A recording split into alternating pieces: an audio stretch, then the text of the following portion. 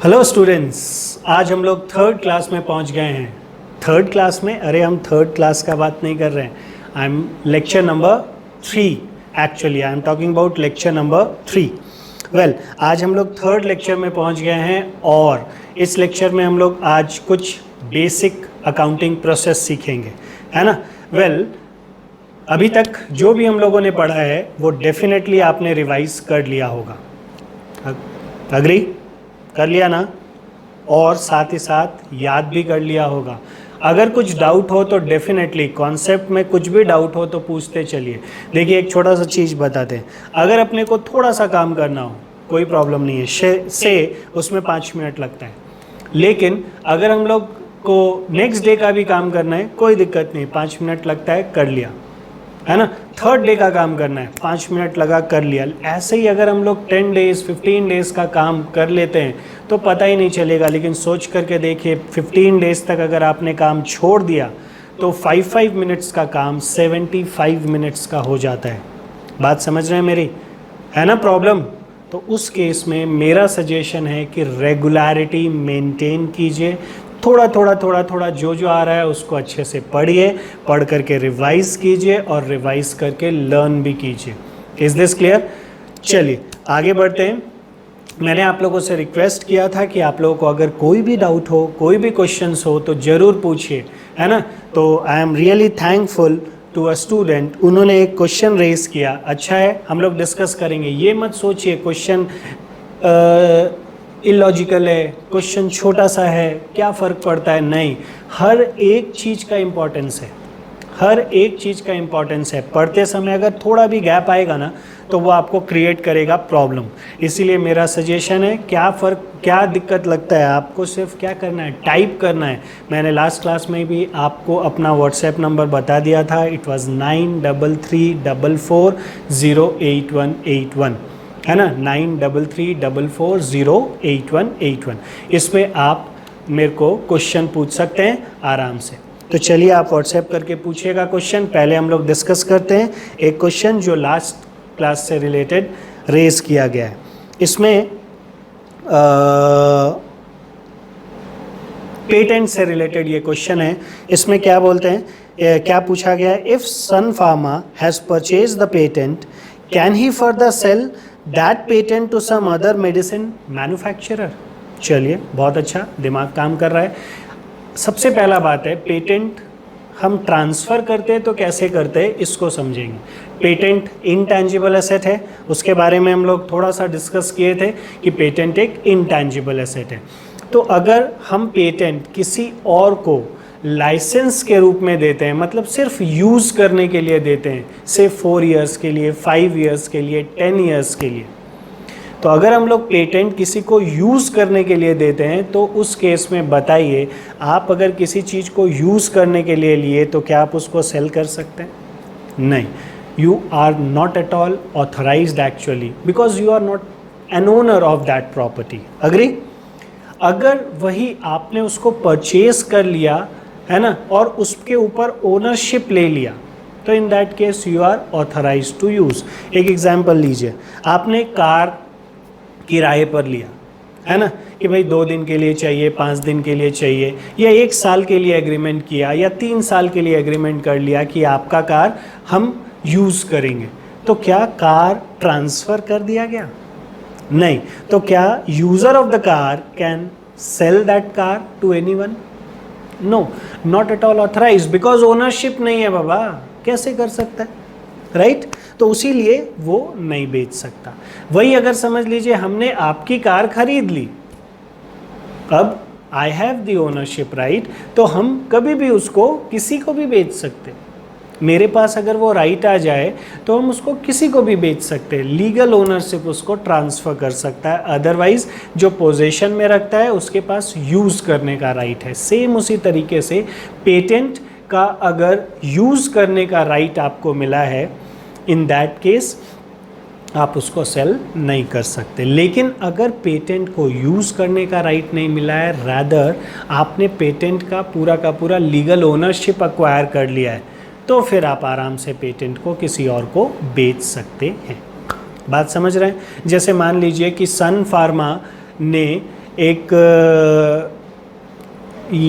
Patent सन pharma खुद, क्योंकि वो एक मैन्युफैक्चरिंग कंपनी है, वो ड्रग्स बनाता है, तो सन फार्मा खुद एक पेटेंट मान लीजिए डेवलप करता है, उस पर रिसर्च किया, उसका डेवलपमेंट किया और डेवलपमेंट करके अब सन फार्मा उससे मेडिसिन्स बना रहा है और बेच रहा है। डाउन द लाइन 3 साल के बाद सन फार्मा अपना पूरा बिजनेस बेच देता है, मान लीजिए डॉक्टर रेड्डीज़ को। डॉक्टर रेड्डीज़ लेबोरेटरी वो सन फार्मा के बिज़नेस को ख़रीद लेता है। तो डॉक्टर रेड्डीज़ जब सन फार्मा के बिज़नेस को ख़रीदेगा तो उसका सारा एसेट्स एंड लाइबिलिटीज़ ख़रीद लेगा और उसके चलते सन फार्मा का पेटेंट भी चला जाएगा डॉक्टर रेड्डीज़ लैब के पास में। तो आराम से डॉक्टर रेड्डीज़ लैब अब उस सन फार्मा का पेटेंट को फ्यूचर में यूज़ करके उससे मेडिसिन्स बनाएगा। तो इन दैट केस अगर आपके पास में पेटेंट को यूज़ करने का राइट है तो आप आराम से यूज़ कीजिए, बट उसको सेल नहीं कर सकते। लेकिन अगर पेटेंट का ओनरशिप आपने एक्वायर कर लिया है तो इन दैट केस आप उसको सेल कर सकते हैं। मेरे ख्याल से क्लियर हो गया होगा। नहीं हुआ होगा अगर तो फिर पूछिए, कोई प्रॉब्लम नहीं है। समझ रहे हैं कि नहीं? लेकिन क्लियर करना ज़रूरी है। Okay, right. चलिए अब हम लोग आज आगे बढ़ते हैं। एक काम करते हैं, हम लोग लास्ट क्लास तक में कुछ ना कुछ अकाउंटिंग डेफिनेशंस के बारे में बात कर रहे थे, है ना। हम लोगों ने कैपिटल देखा, हम लोगों ने ड्राइंग्स देखा, परचेज, सेल्स, ये सारे का सारा चीज़ देखा। ट्रांजैक्शन क्या होता है, इवेंट्स क्या होता है, इसके बारे में भी बात की। ठीक है, अभी उसी से रिलेटेड चलिए हम लोग एक छोटा सा और चीज़ डिस्कस करते हैं, है ना। आइए मेरे स्क्रीन पर, मेरे ख्याल से अब स्क्रीन आपके सामने होगा। हम लोग छोटा सा कुछ और डिस्कस करते हैं। हम नहीं बोलेंगे कि हम सिर्फ डेफिनेशन से ही रिलेटेड चीज़ों को आगे बढ़ा रहे हैं, बट एक चीज़ है जिसको हम लोग को अभी समझ लेना चाहिए। हो सकता है, मैं अगेन रिपीटिंग, हो सकता है कोई कोई के लिए ये एकदम पुराना सा चीज़ हो कि भाई मेरे को तो आता है एंड ऑल। नहीं, फिर भी आप क्या कीजिए, उसका कॉन्सेप्ट को जानने का कोशिश कीजिए। ये नहीं कि बस सिर्फ हम लोग को चीज़ को ऊपरा ऊपरी समझना है, डेप्थ में जा कर के कॉन्सेप्ट के साथ समझना है। राइट, चलिए अभी हम लोग बात करते हैं एक सिंपल सा चीज का, दैट इज कॉल्ड गुड्स। किसका? गुड्स, है ना। गुड्स के फ्लो को समझिए। गुड्स जब आता है तो परचेजेस कहलाता है। गुड्स का जब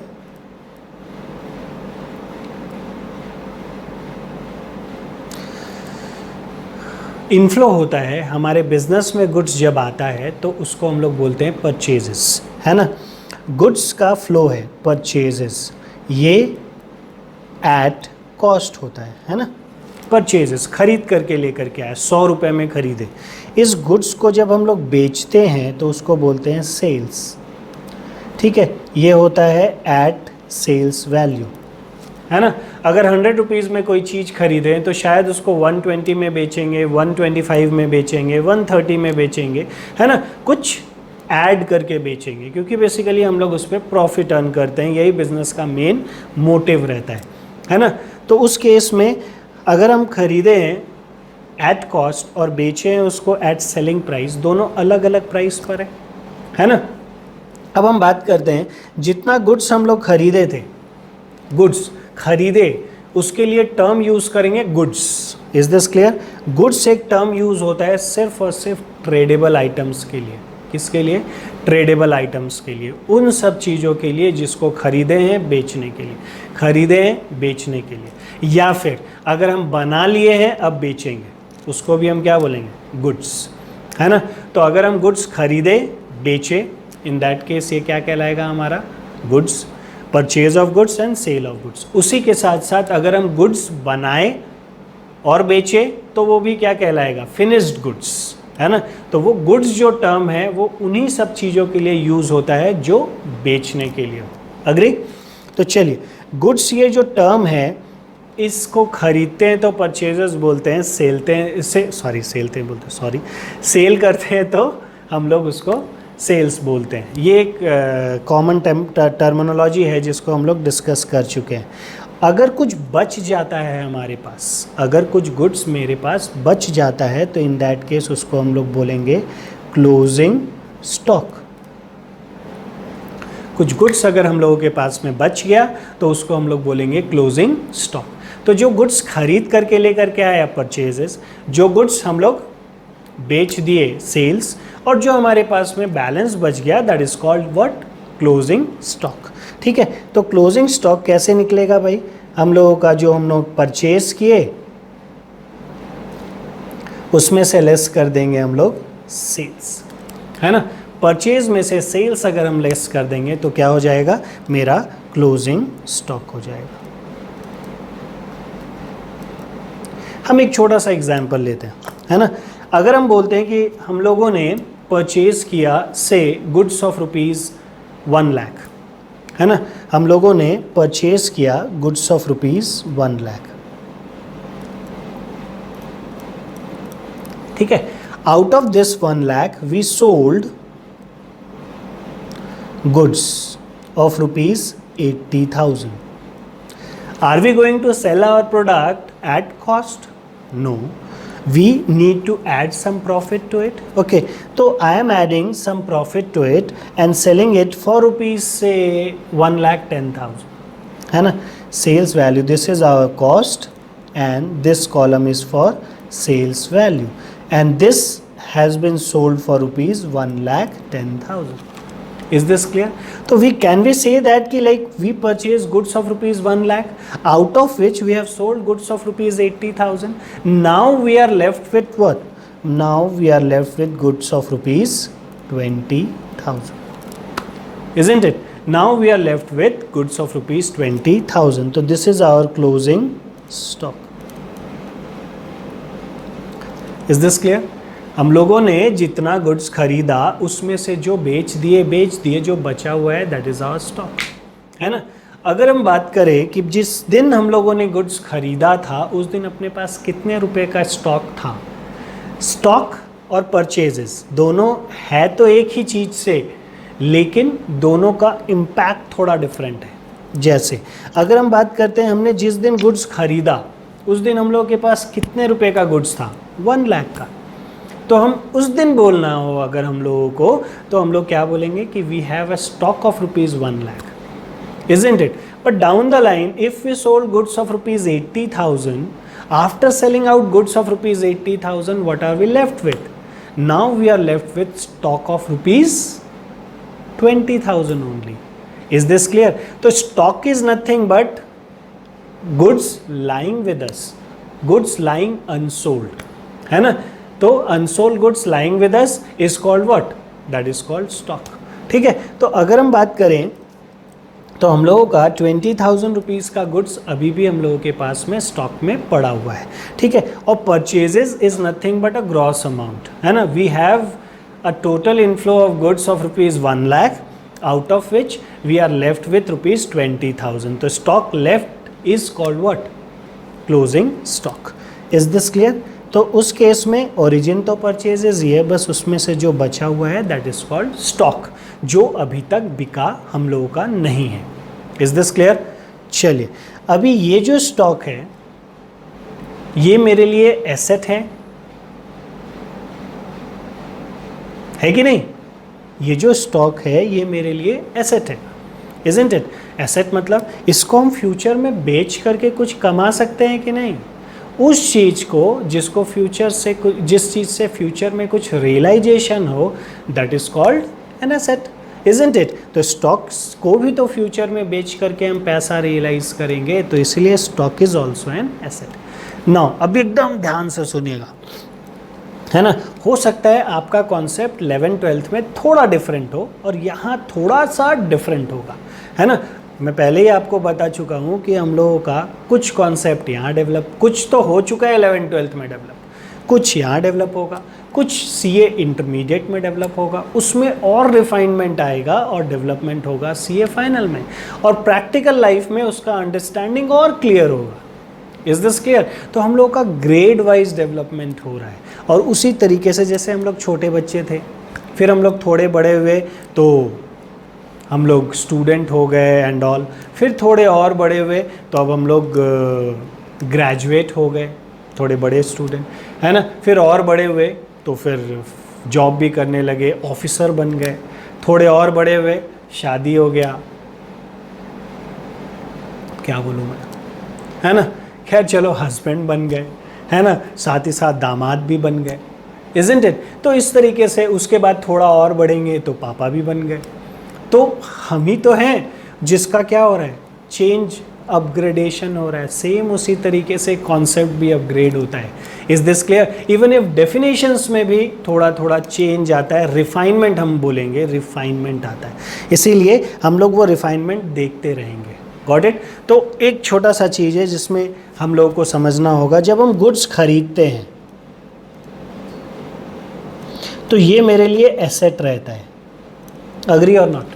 ये मेरे लिए एसेट रहता है। हम लोग अक्सर इसको एक्सपेंस बोलते हैं कि ये मेरे लिए एक्सपेंस है, लेकिन नहीं। एक्सपेंस और एसेट में क्या डिफरेंस है? एक्सपेंस का मतलब हुआ वो जिसका फ़ायदा मेरे को मिल गया, और एसेट का मतलब वो जिसका फ़ायदा फ्यूचर में मिलेगा। सिंपल। तो इन दैट केस बताइए, जब हम लोग खरीद करके लाए, what is the benefit actually we are going to derive from those purchases? क्या फ़ायदा मिलने वाला है उस परचेजेस से हम लोगों को? वो परचेजेस एक्चुअली में we are going to cell.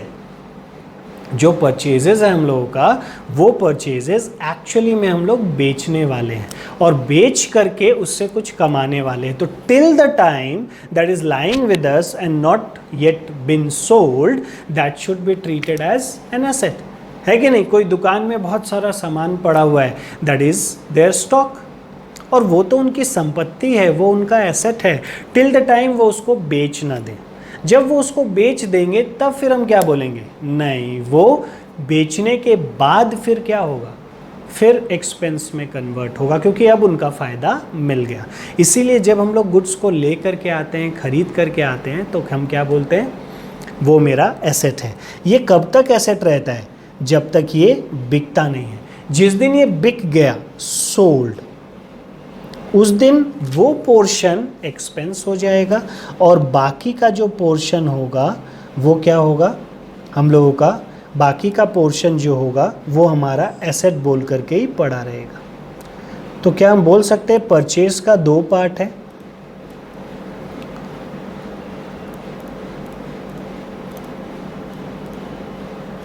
एक पार्ट जो बिक गया और एक पार्ट जो अभी तक नहीं बिका।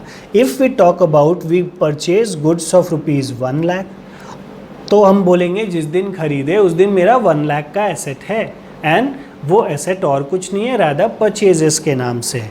And after that we sold goods of ₹80,000।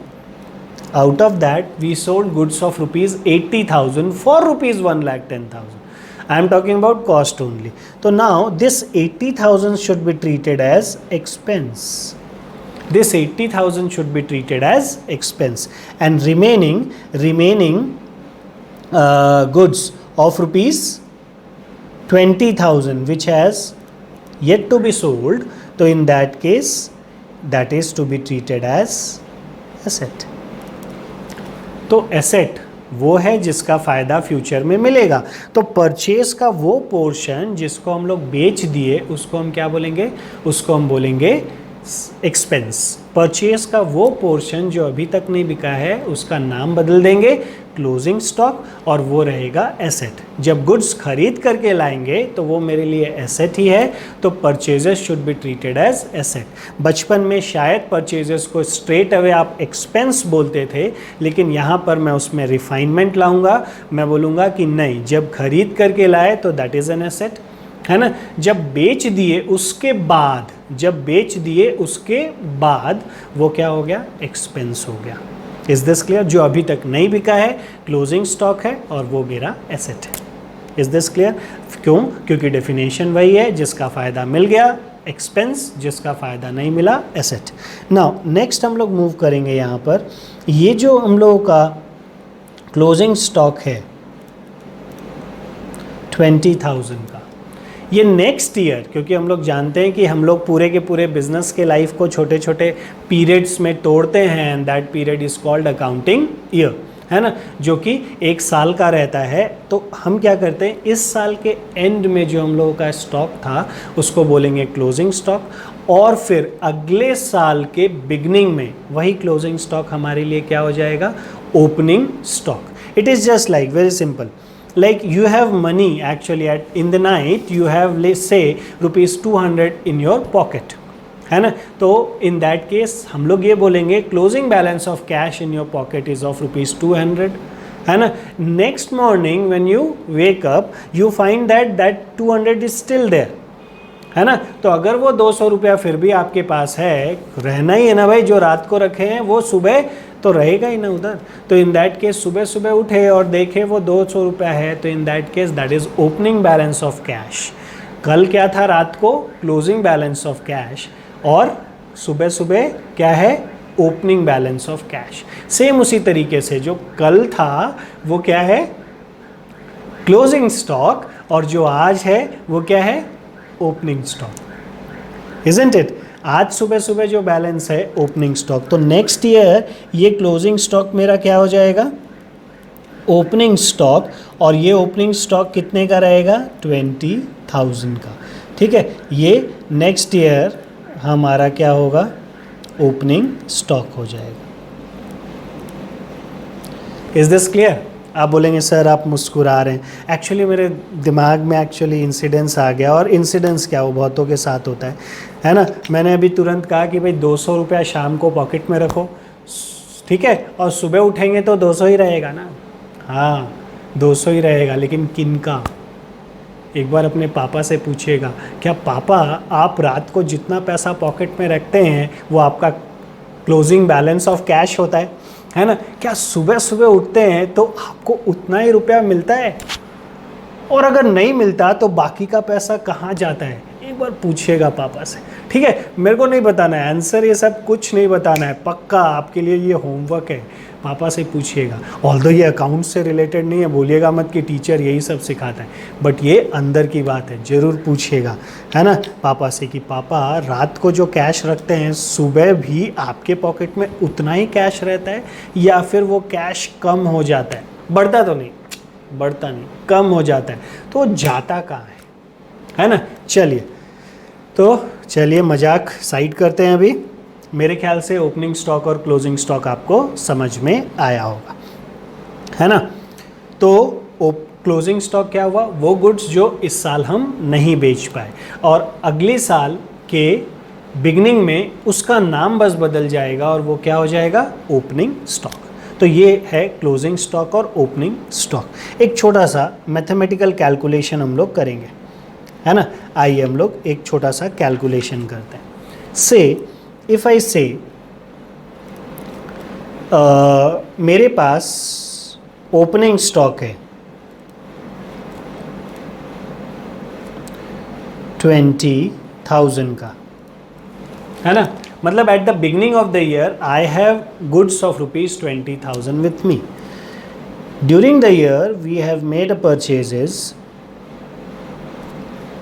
Of rupees 3 lakh, है ना. We made a total purchases of 3 lakh, है ना. Then at the end of the year we found that we are left with stock of rupees 30,000. All figures are in rupees. Okay, now at the end of the year we are left with goods of rupees 30,000. Everything is at cost, है ना. अभी आप मेरे को बताइए कि मेरे पास 20,000 का goods at the beginning of the year में था, शुरू में, साल के शुरू में मेरे पास 20,000 का गुड्स था. उसके बाद फिर हमने परचेज किया गुड्स 3 लाख का, तो टोटल मिला करके हम लोगों के पास गुड्स 3,20,000 का होना चाहिए, है ना. जब हमारे पास 20,000 का बिगनिंग ऑफ द ईयर में था और 3 लाख का हमने परचेजेस किया, तो इन दैट केस टोटल मिला करके गुड्स हम लोग के पास 3,20,000 रुपीज़ का होना चाहिए. Isn't it. ये दोनों को अगर हम लोग ऐड कर दें तो this becomes 3,20,000. But now why we have a closing balance of rupees 80,000 in our stock. हमारे पास स्टॉक का क्लोजिंग बैलेंस में सिर्फ 30,000 क्यों है? वाई डू वी हैव 30,000 का स्टॉक आउट ऑफ 320? बिकॉज बाकी का गुड्स हम बेच दिए होंगे। क्या अपने पास रखे रहे क्या सजा करके? अरे लाए क्यों हैं, खरीद करके क्यों लाए? बेचने के लिए। तो जब ये बेचने के लिए लाए तो बेचें, इजंट इट? तो हमने बेच दिया, तो कितना गुड्स बेचा? कितना गुड्स हमने बेचा? हमने बेचा 3,20,000 में। If we are left with 30,000 का मतलब बाकी का जो डिफरेंस है, the entire goods have been sold. तो इन दैट केस कितना यहाँ पर बचेगा? This minus this is 2,90,000। ठीक है, can I say this is nothing but cost of goods sold, है ना? जो गुड्स हमने बेचा उसका कॉस्ट जो भी गुड्स हमने बेचा उसका कॉस्ट, है ना? This is called cost of goods sold. जो गुड्स बेच दिया उसका कॉस्ट, है ना? कैसे निकाले भाई? ये हम लोगों ने निकाला ओपनिंग स्टॉक, उसमें ऐड कर दिया हमने परचेजेस, फिर उसमें से लेस कर दिया हमने closing stock, and this becomes cost of goods sold. आप जल्दी से इसका मीनिंग तोड़ करके बताएं। ओके, पहले तो लिख लीजिए आप बोलेंगे सर आपको तो जब मन करता है हम लोग रोक देते हैं, पॉज कर देते हैं, जब मन करता है फॉरवर्ड कर देते हैं, जब मन करता है पीछे ले आते हैं, रिवाइंड कर देते हैं। आपकी क्या, आपका पोजीशन ही ऐसा है ना? चलो भाई, जैसा भी हो आप लोग सब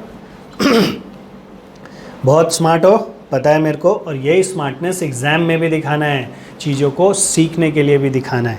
चलिए, अब तो लिख लिया, very nice. In that case what is the nature of this particular item, cost of goods sold?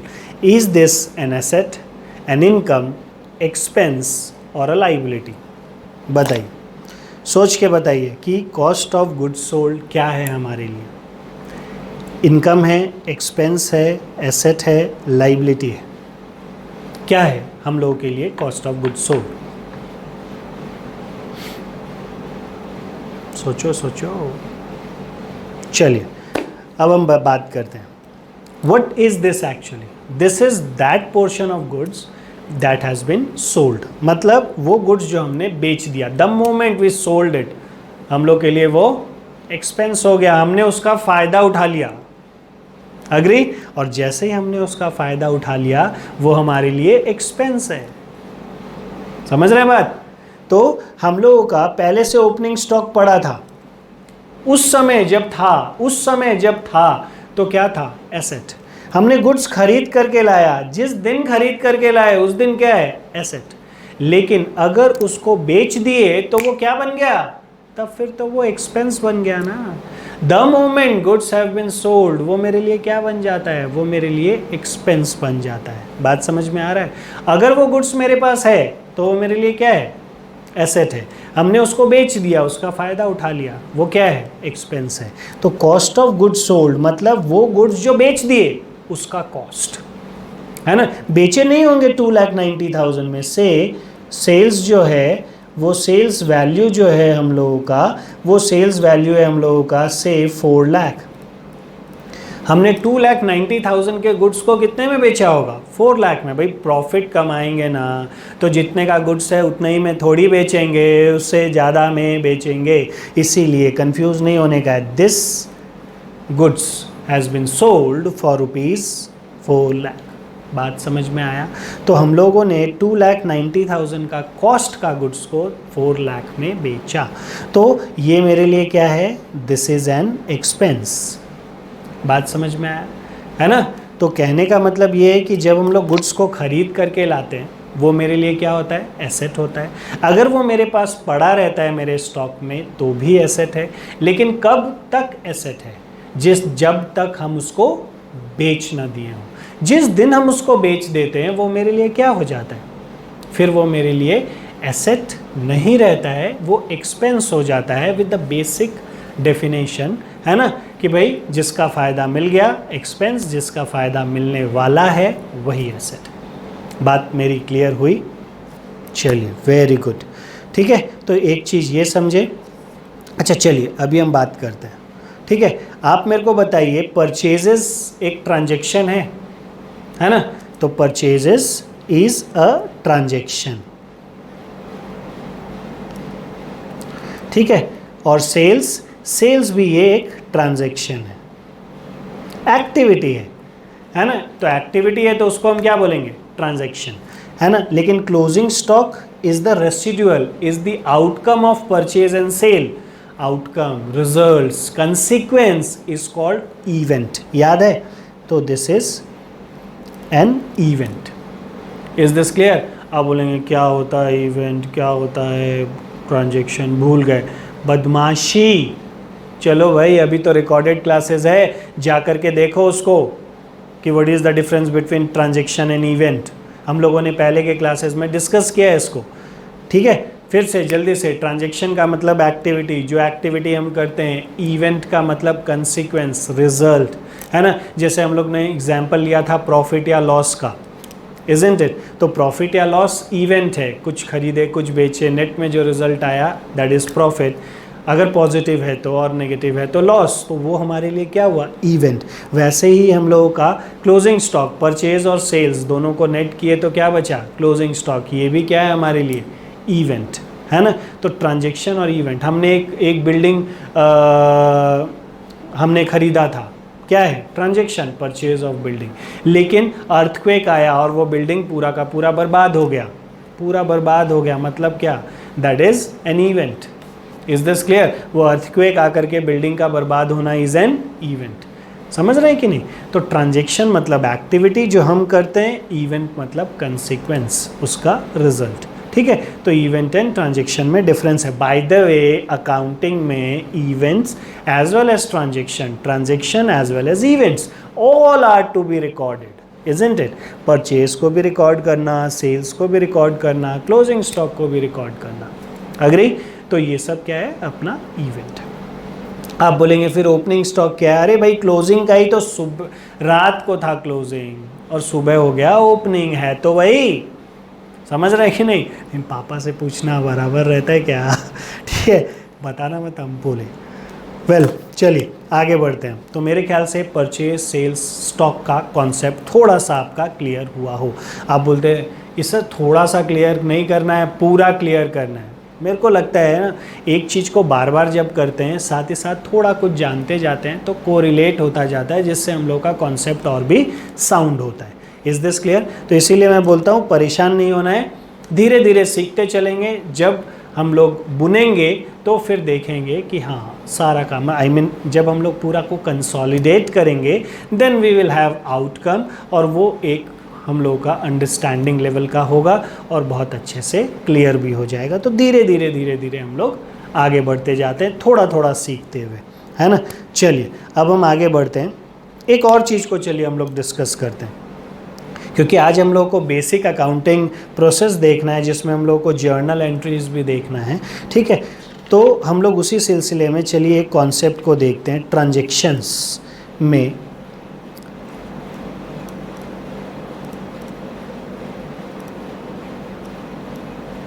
Transaction दो तरह का होता है, दो क्या हम बोलते हैं, तीन तरह का होता है।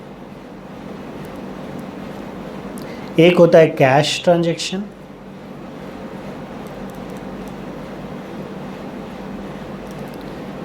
जब हम कैश बोलते हैं तो cash includes balance with bank also. Is this clear? तो ये कैश बड़ा एग्जॉस्टिव टर्म है, तो it includes cash as well as bank also, है ना। आप बोलेंगे नहीं अकाउंट तो अलग अलग रखते थे, हाँ वो तो और प्रिसाइजली चीज़ों को बता दिया ना, but if like conceptually if we say cash that means it includes bank also, है ना। तो चलिए आगे, दूसरा है हम लोगों का क्रेडिट ट्रांजेक्शन,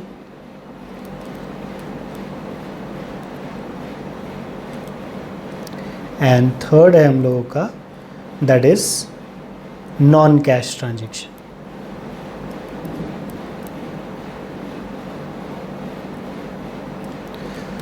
जब हम लोग कुछ एक्टिविटी करते हैं तो उसमें ट्रांजेक्शन्स इन तीन तरह के हो सकते हैं, मतलब कुछ में कैश आएगा जाएगा, जैसे हमने गुड्स खरीदा और बंदे को पैसा दे दिया, है ना। मतलब हमने गुड्स खरीदा, मान लीजिए मिस्टर मिस्टर एक्स से हमने गुड्स खरीदा, तो मिस्टर एक्स हम लोगों को गुड्स दिया, हमने उनको क्या किया, कैश दिया, ठीक है, कैश दिया या चेक से पेमेंट किया।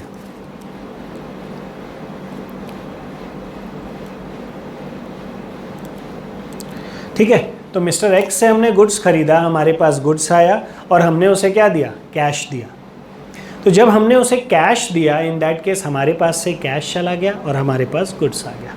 Okay, this is called cash transaction. Might be a situation like we have paid by cheque, in that case also like our bank balance has been reduce, I mean we paid them by cheque and मेरे पास क्या आ गया, goods आ गया। ठीक है, उसके बाद अगर हम बात करते हैं क्रेडिट ट्रांजेक्शन, हमने मिस्टर एक्स से गुड्स खरीदा और बोला कि भाई अभी नहीं 15 डेज के बाद देंगे, तो ट्रांजेक्शन तो हो गया ना, अक्रूवल अक्रूवल अक्रूवल। फिर से रिपीट करते हैं, हमने मिस्टर एक्स से गुड्स खरीदा, हमने मिस्टर एक्स से गुड्स खरीदा, मेरे पास गुड्स आया, पैसे अभी नहीं दिए, पैसा देना कब है, 15 डेज के बाद, after 15 days I will make payment. In that case, transaction has been done because we have received goods. There is an inflow of goods. तो in that case रिकॉर्ड तो करना ही होगा। Accrual system of accounting, accrual बोलता है भैया पैसा लेना देना जो है वो रखो अपने पास, अगर कर लिया वेल एंड गुड, नहीं भी किया तो if transaction has been conducted that is required to be recorded, है ना। तो हमारा ट्रांजेक्शन तो हुआ, परचेज तो हमने कर दिया लेकिन पैसे नहीं दिए, तो in that case for me it is a credit transaction. And at the same time for the seller mister X that is also a credit transaction, for him it is a credit sales and for me it is credit purchases. बात समझ रहे? तो ये credit का transaction हुआ, this is required to be recorded. This also is required to be recorded using accrual system of accounting, है ना। क्या बोलता है accrual system of accounting? भाई आप ट्रांजेक्शन किए हो, ट्रांजेक्शन अक्रू हो गया, रिकॉर्ड कर लो, चाहे पैसे दिए हो पैसे लिए हो कोई फर्क नहीं पड़ता है, रिकॉर्ड द ट्रांजेक्शन, जैसे ही ट्रांजेक्शन हुआ रिकॉर्ड ऑल द ट्रांजेक्शंस। बात समझ में आ रहा है? ठीक है, तो transaction should be recorded as and when it occurs, ठीक है ना, दैट इज अक्रूवल सिस्टम। तो credit transactions are also to be recorded, है ना।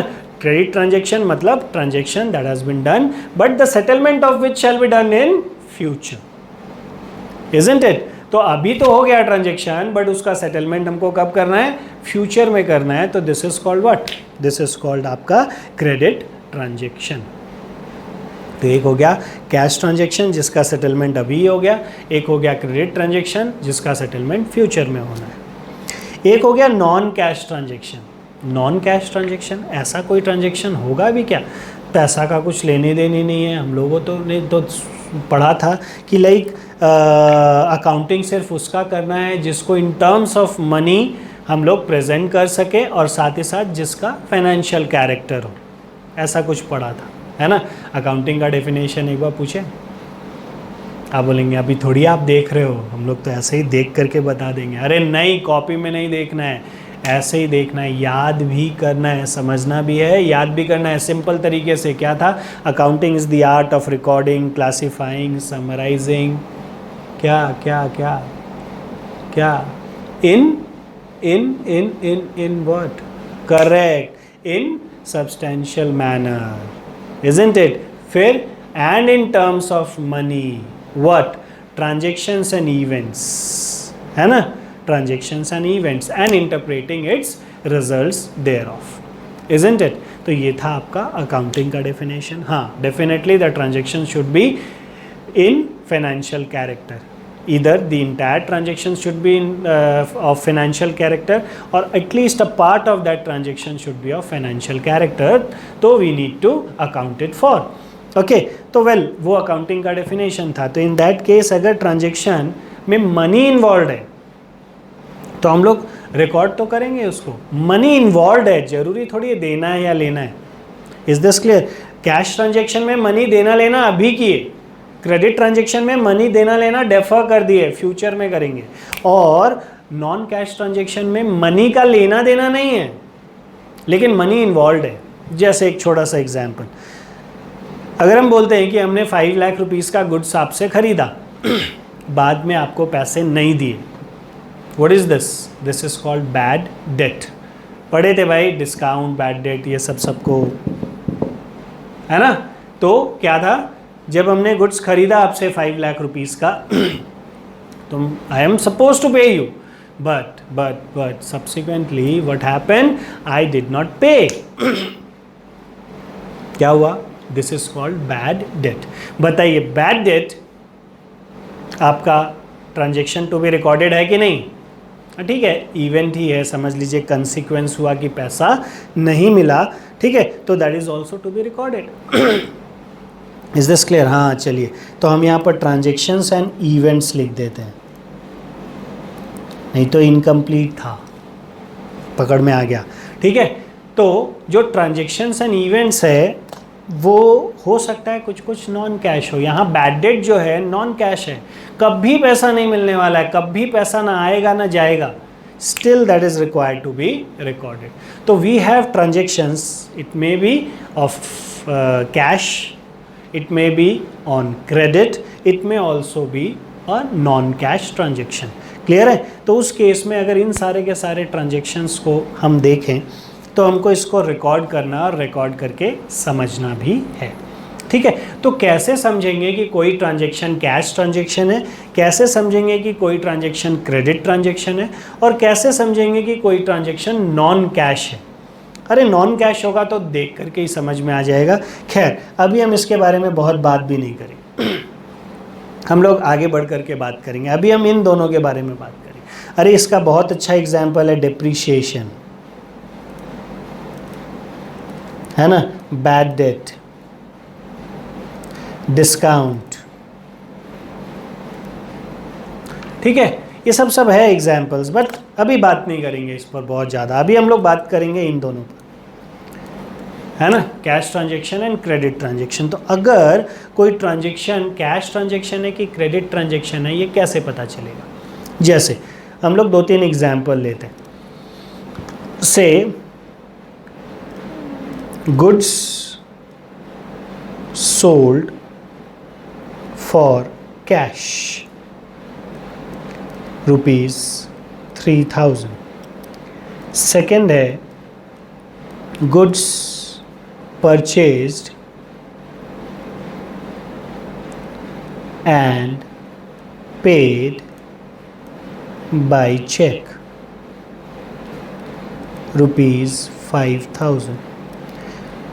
Third है goods purchased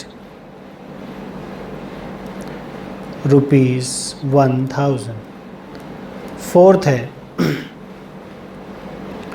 goods sold to Mr. Putin ₹10,000. Fifth है goods sold to Mr. Trump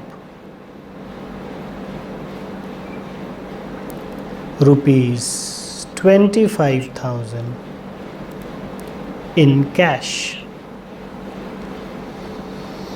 ठीक है, ऐसे करके ट्रांजैक्शन दिया हुआ है।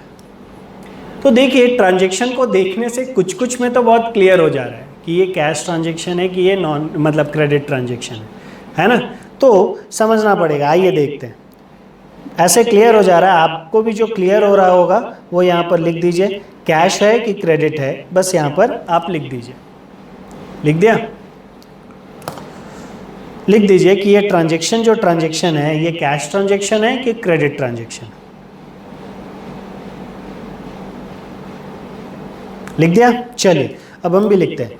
Now goods sold for cash. अरे बाबा, इससे ज्यादा और अच्छा कौन बताएगा? ये तो बोल ही रहा है गुड्स हमने बेच दिया कैश में, ठीक है। Goods purchased and paid by cheque, इसमें तो बोल दिया ना हमने पेमेंट कर दिया, किससे? चेक से। पैसे तो दे ही दिए ना, the things has been settled, तो the transaction has been settled, तो this is also a cash transaction, है ना। चेक से हुआ तो क्या हुआ? Cheque and bank, cash and bank दोनों का दोनों तो कैश कैटेगरी में आता है। तो चलिए फिर क्या है? थर्ड है गुड्स परचेज ₹1000। आओ आओ आओ आओ, इधर तो बताया नहीं कि कैश में परचेज किए कि क्रेडिट में परचेज किए, तो क्या करेंगे? तो इन दैट केस अगर ऐसा ट्रांजेक्शन होगा तो उसको क्रेडिट अज्यूम करेंगे। क्या ये हम लोगों के लिए? अरे नहीं बाबा, सारा दुनिया करता है, इसलिए उस कंक्लूजन को हम लोग यहाँ कंसिडर कर रहे हैं। इफ ट्रांजेक्शन दिया हुआ है that has been done, oh sorry, goods purchase goods purchase goods purchase goods purchase, इसके लिए मेरे पास ऑप्शन है ना, और अच्छा ऑप्शन है, हमने गलत किया हमने, और अच्छा ऑप्शन है कैश, है ना। गुड्स परचेज लिखा है, बताया भी नहीं कि कैश में है कि क्रेडिट में। तो अगर ऐसा नहीं बताया and you do not have any other information, तो आप क्या करो, इसको कैश मानो। गड़बड़ किए थे हमने, क्रेडिट कर दिया था, चलो वापस आ गए, है ना। अब यहाँ है goods sold to mister Putin ₹10,000। इधर नहीं बताया कि मिस्टर पुतिन को हमने कैश में बेचा है कि क्रेडिट में बेचा है, बट नेम इज गिवन कि we sold goods to Putin. तो in the third case also, in first case also, second case also, third, in all of the cases actually what are we doing? We are doing transactions, isn't it, and with someone.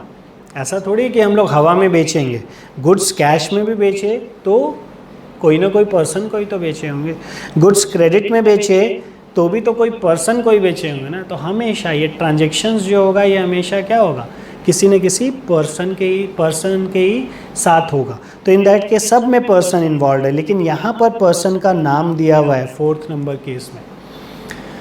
Fourth number case में person का नाम दिया हुआ है, goods sold to mister Putin ₹10,000। तब उस person का नाम दिया हुआ है कि मिस्टर पुतिन को हमने 10,000 रुपये में गुड्स बेच दिया, तो कैश में बेचा कि क्रेडिट में ये नहीं दिया हुआ है।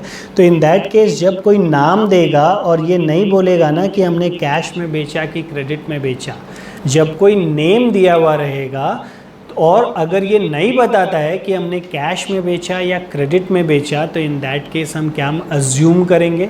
हम ये अज्यूम करेंगे कि ये ट्रांजेक्शन क्रेडिट ट्रांजेक्शन है। फिर से रिपीट कर रहे हैं, जब कोई नेम दिया हुआ है बट ये नहीं बताता है कि ट्रांजेक्शन कैश ट्रांजेक्शन है कि क्रेडिट ट्रांजेक्शन, तो इन दैट केस हम उसको क्रेडिट ट्रांजेक्शन कंसिडर करेंगे, है ना। तो हम इसको क्या बोलेंगे कि हमने उधार में गुड्स क्या किया, बेच दिया, किसको? मिस्टर पुतिन को। क्लियर है? चलिए fifth one, goods sold to mister Trump, यहाँ भी नाम दिया हुआ है, ठीक है, ₹25,000 इन कैश। लेकिन बोल दिया कि कैश में, तो नहीं भी देता ना तो फिर हम लोग को कोई फर्क नहीं था।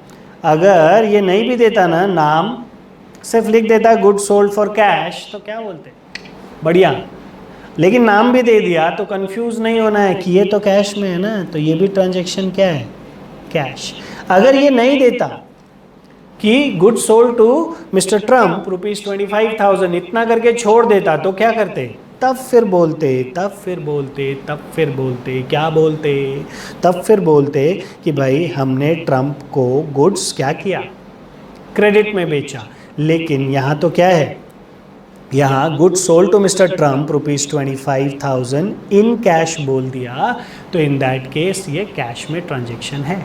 Is this clear? तो क्या कंक्लूजन निकाले हम लोग ट्रांजेक्शन का कि भाई बोल दिया कैश में तो ठीक है, अगर नहीं बोलता है कैश में और नाम दिया रहता है किसी पर्सन का, तो भी हम लोग क्या मानेंगे कि वो कैश ट्रांजेक्शन है।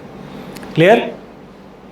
बोलता है कैश में, सॉरी हम क्या बोले, हम फिर से हम रिपीट कर रहे हैं, अगर बोल देता है कैश में और नाम दिया है तो हम कैश ट्रांजेक्शन मानेंगे। लेकिन अगर बोल देता है, नहीं बोला है कि कैश है कि चेक, और नाम भी दिया हुआ है, तो हम क्या करेंगे, उसको क्रेडिट ट्रांजेक्शन मानेंगे। और अगर नहीं दिया है कि कैश में है कि चेक में है या क्रेडिट में है, और नाम भी नहीं दिया है, जैसे थर्ड ट्रांजेक्शन, बोला नहीं और नाम भी नहीं दिया है, तो हम क्या मानेंगे, हम मानेंगे कि ये ट्रांजेक्शन कैसा है, कैश ट्रांजेक्शन। Got it? तो चलिए हम लोग समझते हैं कि कंक्लूजन निकल ही गया। देखिए यहाँ पर हम लोग को फर्स्ट केस में, सेकंड केस में, थर्ड केस में भी तो किसी न किसी पर्सन के साथ ट्रांजैक्शन किए थे। हम लोग हर ट्रांजैक्शन किसी न किसी पर्सन के साथ करते हैं, बट अकाउंटिंग के लिए, रिकॉर्डिंग के लिए वो पर्सन कब इन्वॉल्व है, वो पर्सन कब इम्पॉर्टेंट है, वो पर्सन कब रेलिवेंट है। फिर से क्वेश्चन पूछ रहे हैं, अगर हम ट्रांजैक्शन कर रहे हैं तो डेफिनेटली कोई ना कोई पर्सन तो इन्वॉल्व होगा, हमें, मेरे साथ कोई और पर्सन होगा involve, might be a company, natural person और आर्टिफिशियल पर्सन, कोई भी हो सकता है, तो हमेशा कोई ना कोई पर्सन होगा। तो इन दैट केस हम कब पर्सन को कंसिडर करें और कब पर्सन को कंसिडर ना करें। तो देखिए सिंपल सा है, जब ट्रांजैक्शन क्रेडिट में हुआ हो, जब ट्रांजैक्शन क्रेडिट में ओरिजिन हुआ हो, जब ट्रांजैक्शन का ओरिजिन ट्रांजैक्शन क्रेडिट में हुआ हो, तब हम उस पर्सन को याद करेंगे, और जब अगर क्रेडिट में नहीं हुआ हो तो हम उस पर्सन को ध्यान नहीं देंगे, याद नहीं करेंगे। जैसे आप गए शॉप में जाकर के आपने चॉकलेट्स खरीदा, ठीक है, पैसे दे दिए, तो क्या वो नाम याद रखेगा आपका? नहीं, पैसे दिए, चॉकलेट खरीदे, लिए और आराम से निकल गए, इज़न्ट इट। लेकिन अगर आप जाएंगे, अंकल चॉकलेट दीजिए, चॉकलेट का पैसा बाद में देंगे, तब फिर वो आपसे नाम पूछेगा, किस घर से आए हैं वो पूछेगा, मम्मी का नाम क्या है पूछेगा, पापा का नाम क्या है पूछेगा। समझ रहे हैं कि नहीं? तो नाम कब चाहिए? जब ट्रांजैक्शन क्रेडिट पर हो। Is this clear? समझ रहे हैं? अदरवाइज नाम नहीं चाहिए, कभी भी ट्रांजैक्शन में नाम नहीं चाहिए। अगर ट्रांजैक्शन का उद्गम, ओरिजिन क्रेडिट पर हो, मतलब ट्रांजैक्शन इनिशिएट हुआ, जब भी ट्रांजैक्शन चालू हुआ, तब अगर उधार पर हो तो फिर आदमी का नाम याद रखेंगे, अदरवाइज आदमी का नाम याद नहीं रखेंगे। आई मीन ट्रांजैक्शन रिकॉर्ड करने के लिए हम लोगों को फिर उस पर्सन का नाम का ज़रूरत नहीं है कि हम किससे ट्रांजैक्शन किए हैं। बात समझ में आया? तो आज हम लोग दो चीज़ यहाँ डिस्कस किए अभी, एक गुड्स के बारे में थोड़ा बहुत डिस्कस किए और एक ट्रांजैक्शंस और इवेंट्स के बारे में डिस्कस किए कि कौन कौन सा ट्रांजैक्शंस और इवेंट हमारा कैश रिलेटेड होगा, क्रेडिट होगा। नॉन कैश में बहुत हम लोग बात नहीं किए हैं, वो बाद में सेपरेटली अच्छे से करेंगे। Is this clear? चलिए, तो ये दो चीज़ हम लोग अभी डिस्कस किए हैं। अब हम लोग को और आज के सेशन में क्या करना है, आज के क्लास में और हम लोगों को क्या करना है? आज के क्लास में हम लोग जाएंगे अकाउंटिंग प्रोसेस को देखेंगे। अकाउंटिंग प्रोसेस है ना, आपको दिख रहा होगा, basic accounting process, isn't it? तो डबल एंट्री सिस्टम क्या है ना, इसमें गोल्डन रूल क्या होता है, इसमें मॉडर्न रूल क्या है, साथ ही साथ हम लोगों का जो अकाउंट्स हैं वो अकाउंट्स का क्लासिफिकेशन क्या है, ये सब चीज़ अब हम लोगों को देखना है। तो चलिए थोड़ा सा डिस्कस करते हैं बेसिक अकाउंटिंग प्रोसेस के बारे में। दिख रहा है आपको स्क्रीन पे बेसिक अकाउंटिंग प्रोसेस, ठीक है ना? अकाउंटिंग का अगर हम बात करें तो अकाउंटिंग क्या है ये तो हम लोग थोड़ा सा समझे। वो रिकॉर्ड करने का तरीका है, क्लासीफाई करने का तरीका है ना। हम लोग एक एग्जांपल लिए थे कि हम लोग सब्जी लेने के लिए बाज़ार में गए और हम लोग को 1000 रुपीज़ मिला, उस 1000 में हमने कुछ एक्सपेंड किया, कुछ चाट पकौड़ा भी खाया था, आइसक्रीम भी खाया था, है ना, और उसके बाद में फिर बाकी जो बचा हुआ पैसा है, एक सेकेंड,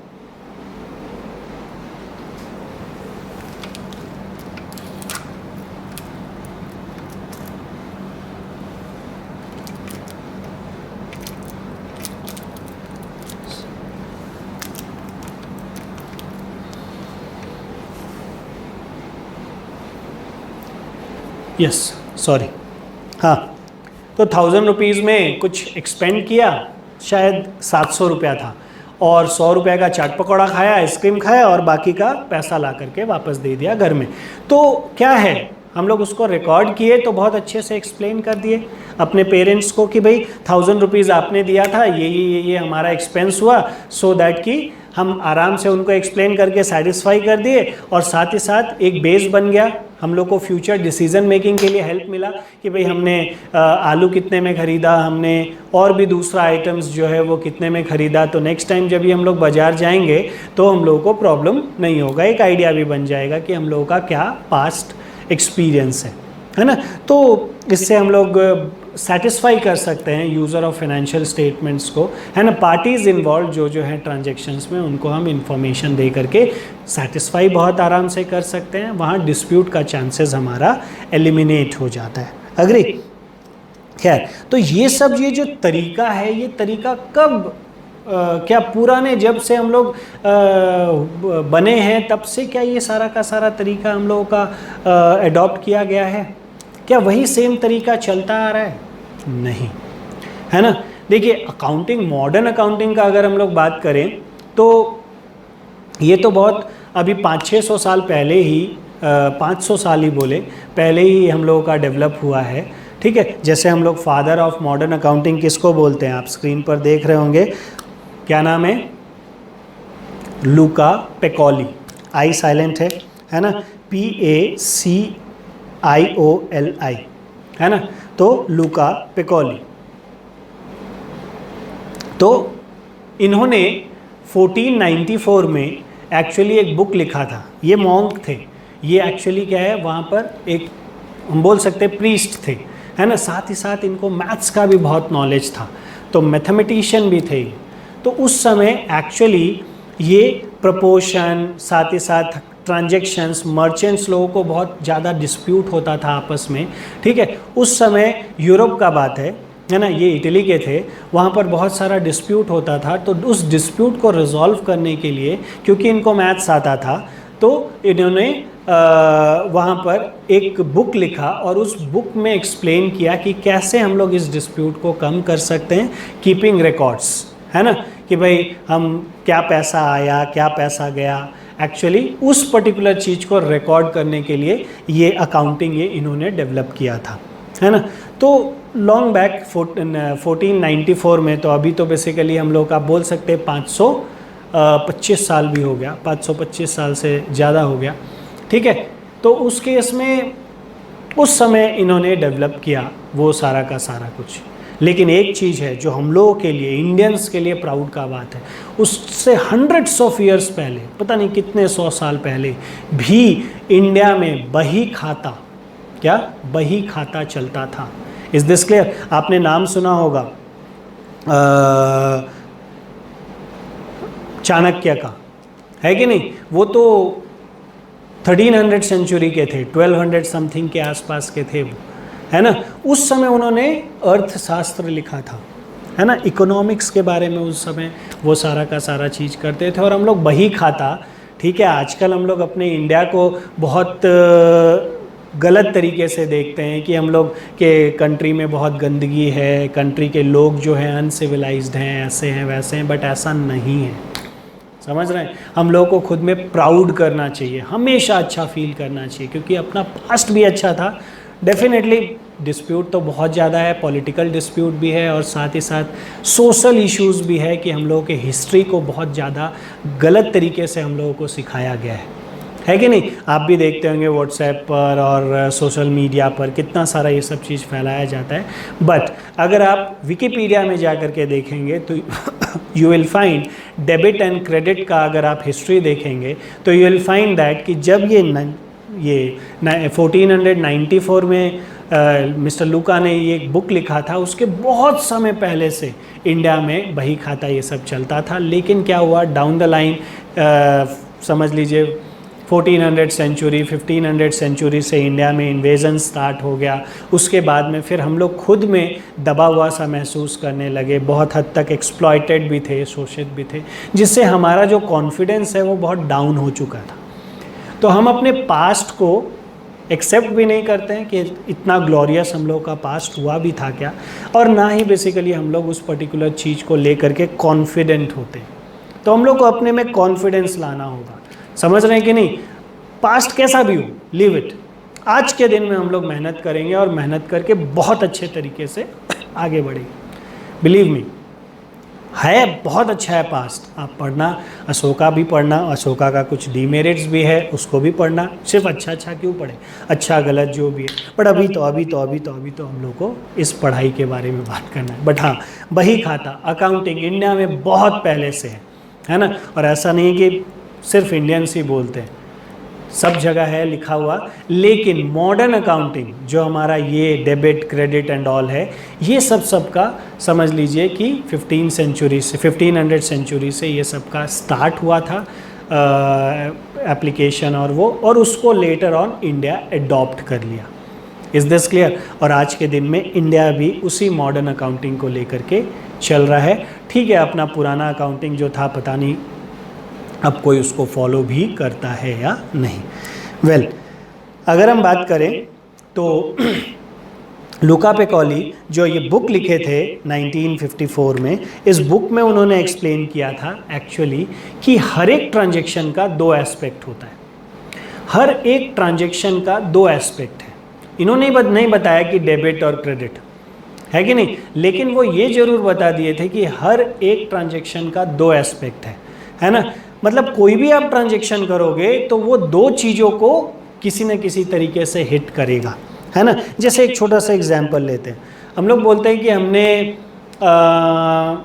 परचेस किया एक फ़ैन, तो फ़ैन परचेस करने से क्या हुआ, फ़ैन परचेस करने से हमारे पास से पैसे गए और फ़ैन आया। बोलिए, दो चीज़ गया हुआ कि नहीं, फ़ैन का आना और पैसों का जाना हुआ। This is called what, double aspect of a transaction, है ना, डुअल एस्पेक्ट भी बोल सकते हैं। अभी हम लोग कॉन्सेप्ट्स का बात नहीं कर रहे, कॉन्सेप्ट एक अलग चैप्टर है, हम लोग उसको बहुत अच्छे से कंसिडर करेंगे, अभी नहीं बाद में, है ना। बट अभी हम लोग डबल एंट्री अकाउंटिंग सिस्टम का बात करते हैं। तो each and every transaction has at least two aspects. ये कब बताया गया, ये 1494 में बताया गया, बट ऑब्वियस हम तो बोलते हैं उससे भी पहले बताया गया होगा इंडिया में, है ना। बट हम लोग के पास में कोई भी वैसा रिटन डॉक्यूमेंट नहीं है जिसके ऊपर में हम लोग इस पर्टिकुलर चीज़ को प्रूव कर सकें। इसीलिए चलिए हम लोग इसी को लेकर के चलते हैं, क्योंकि एग्ज़ाम में भी मार्क्स जो आएगा वो इसी सब को पढ़ करके आएगा। Is this clear? लेकिन हाँ, वो सब भी हम लोग को पढ़ना चाहिए। वेल, तो हर एक ट्रांजेक्शन का दो एस्पेक्ट होता है, हम लोगों को दोनों के दोनों एस्पेक्ट को रिकॉर्ड करना है। ये कौन बोलता है, ये बोलता है डबल एंट्री अकाउंटिंग सिस्टम। तो डबल एंट्री अकाउंटिंग सिस्टम क्या है, ये एक ऐसा अकाउंटिंग सिस्टम है जो कि ट्रांजैक्शन के दोनों एस्पेक्ट्स को कवर करता है। तो बोलता है एटलीस्ट टू एस्पेक्ट होता है, 3 एस्पेक्ट्स भी हो सकता है, 4 भी हो सकता है ना, मोर देन 2 भी हो सकता है कोई ट्रांजैक्शन में इन्वॉल्वमेंट, लेकिन एटलीस्ट कितना होगा, 2 तो होगा ही होगा। तो each and every transaction has at least 2 aspects. ये हिस्ट्री है, कब बना था, 1494 से ये स्टार्ट हुआ। एंड लुका पेकोली को हम लोग क्या बोलते हैं, मॉडर्न अकाउंटिंग के फादर भी बोलते हैं, ठीक है। वेल, तो इससे क्या हुआ, तो इससे क्या हुआ कि दोनों ट्रांजेक्शन्स को हम लोग, मतलब ट्रांजेक्शन के दोनों एस्पेक्ट्स को हम लोग नोट करना स्टार्ट कर दिए, रिकॉर्ड करना स्टार्ट कर दिए, ठीक है। कि भाई कोई भी ट्रांजैक्शन हुआ तो उसको कैसे रिकॉर्ड करेंगे, कैसे इन्वॉल्वमेंट होगा। जैसे हमने गुड्स खरीदा क्रेडिट में, हमारे पास गुड्स आया, साथ ही साथ एक लाइबिलिटी भी तो आ गया कि हमको मिस्टर एक्स को पैसे भी तो देने हैं, है कि नहीं। तो हमने गुड्स खरीदा और मिस्टर एक्स, 2 जन इन्वॉल्व हो गया, 2 चीज़ इन्वॉल्व हो गया। तो इस केस में हर एक ट्रांजेक्शन में 2 चीज़ इन्वॉल्व होगा ही होगा। तो वो पहले बार ऐसा थिंकिंग दिए। फिर 1600 समथिंग में डेबिट एंड क्रेडिट का, ये लैटिन वर्ड है डेबिट और क्रेडिट, है ना, इसका ये इवॉल्व हुआ, है ना, इसको यूज़ करना स्टार्ट कर दिए, है ना। अगर हम बात करते हैं यहाँ पर, आइए देखिए, कम ऑन द स्क्रीन।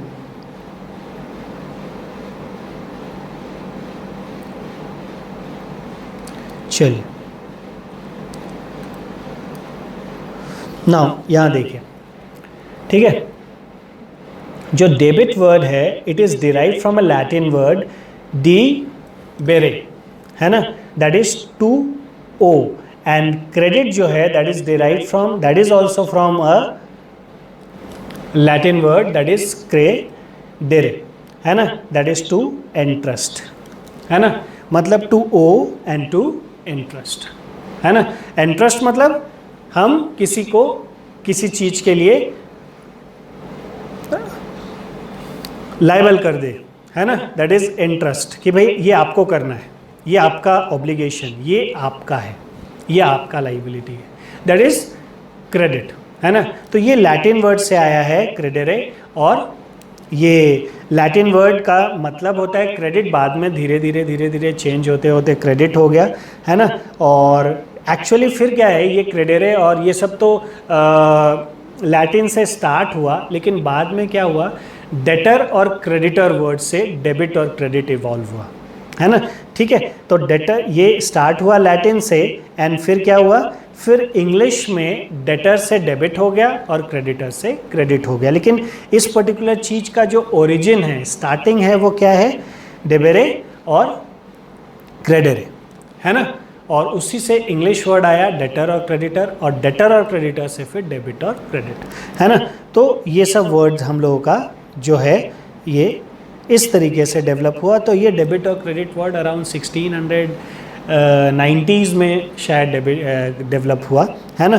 तो ये मिस्टर लुका पैकोली का दिया हुआ नहीं है ना। तो अगर हम बात करें तो अब हम लोग के लिए इतना ज़्यादा ये रेलिवेंट नहीं है, हम लोगों ने थोड़ी सी बात की इसके ऊपर में कि ये कब ओरिजिन हुआ था और इसका क्या रेलिवेंस था उस समय। लेकिन आज के दिन में अगर हम देखें तो इसका बहुत इम्पोर्टेंस है ना। हम इसका एडवांटेजेस देखते हैं डबल एंट्री अकाउंटिंग सिस्टम का। डबल एंट्री अकाउंटिंग सिस्टम एक कंप्लीट अकाउंटिंग सिस्टम हो जाता है। कैसे कि भाई वो सारे एस्पेक्ट्स को कंसिडर करता है ना। जब हर एक ट्रांजेक्शन का, कोई ट्रांजेक्शन का हम सिर्फ एक एस्पेक्ट को देखें कि हमने गुड्स खरीदा, अरे भाई किससे खरीदा, पैसा दिया कि नहीं दिया, और अगर नहीं दिया तो किसको देना है, ये सारा इंफॉर्मेशन रेलिवेंट है कि नहीं, है ना। जैसे घर में आ गए कि ये लो खाओ सब कोई चॉकलेट, अरे क्वेश्चन तो पूछेंगे ना, ये चॉकलेट के लिए पैसे कहाँ से आए, कौन दिया पैसा, तुम कैसे लेकर के आए पैसा, वो उधार में खरीदे हो कि कैश में खरीदे हो, ये सब चीज़ का भी तो मतलब है, सिर्फ चॉकलेट खाने से मतलब नहीं है ना। तो अकाउंटिंग इस particular double entry accounting system के चलते कंप्लीट और एग्जॉस्टिव अकाउंटिंग हो जाता है। ये सबसे बड़ा एडवांटेज है इसका कि we record all the items, all the things in the transactions, है ना। अब अगर जब हम सबके सब चीज़ को रिकॉर्ड करेंगे तो उसके चलते एक कंप्लीटनेस आएगा, और साथ ही साथ चीज़ टैली भी तो हो जाएगा, है ना। चीज़ टैली भी हो जाएगा बिकॉज कंप्लीटनेस है, कंप्लीटनेस है तो सब कुछ मैच कर जाएगा, और मैच करेगा तो एक्यूरेसी पता चल जाएगा, इजंट इट। तो साथ तो पहला चीज़ हो गया कंप्लीट रिकॉर्डिंग हो गया, दूसरा हो गया हम लोग को टैली करके एक्यूरेसी ऑफ रिकॉर्डिंग्स भी हम लोग देख सकते हैं, अकाउंटिंग का एक्यूरेसी भी पता कर सकते हैं इस डबल एंट्री अकाउंटिंग सिस्टम के चलते। साथ ही साथ डिस्प्यूट नहीं होगा जब एक्यूरेट रहेगा कि भाई हम बोलते हैं कि मेरे को आपसे 500 रुपये लेने हैं, आप बोलेंगे ठीक है मेरे को 500 रुपये देने, because both are doing accounting, in that case definitely balance जो होगा वो मेरा और आपका टैली करेगा, और टैली जब करेगा तो डिस्प्यूट नहीं होगा, है ना। There will not be any dispute, तो इससे डिस्प्यूट भी कम होगा, इससे हम लोगों का एग्जॉस्टिव रिकॉर्डिंग हो जाएगा, ठीक है। तो इस तरीके से बहुत सारे एडवांटेजेस है जो यहाँ पर हम लोगों ने दिए हैं, उसको आपको रीड करना है और ध्यान भी रखना है ना। जैसे समझ लीजिए पहला है, by the use of this system the accuracy of the accounting work can be established through the device of trial balance। ठीक है, we don't know what is trial balance, we have not yet read, ठीक है, कोई बात नहीं है, बाद में पढ़ेंगे। बट ये समझ में तो आ रहा है ना कि there will be exhaustive recording, कि भाई सब कुछ को हम लोग रिकॉर्ड करेंगे। तो जब हम सब चीज़ को रिकॉर्ड करेंगे तो हम लोगों का कंप्लीटनेस होगा, और कंप्लीटनेस होगा तो मैच कर जाएगा सारा का सारा कुछ, जिससे एक्यूरेसी पता चल जाएगा। तो ये फर्स्ट बताया, इजंट इट। सेकेंड क्या है, फर्स्ट हम लोग को बता दिया एक्यूरेसी, है ना। सेकेंड क्या है, द प्रॉफिट अर्न्ड और loss suffered during a period can be ascertained together with details, है ना। हम लोग को पता चल जाएगा कि प्रॉफिट या लॉस क्या हुआ है। बट ऑब्वियस अकाउंटिंग में तो अभी जैसे हम लोग परचेज सेल को देखे थे एंड ऑल, तो सारे ट्रांजेक्शन्स को रिकॉर्ड करेंगे तो हम लोग को ये प्रॉफिट लॉस भी पता चलेगा। This is also a benefit. The financial position of the firm, financial position मतलब क्या, फाइनेंशियल पोजीशन मतलब status of assets and liabilities.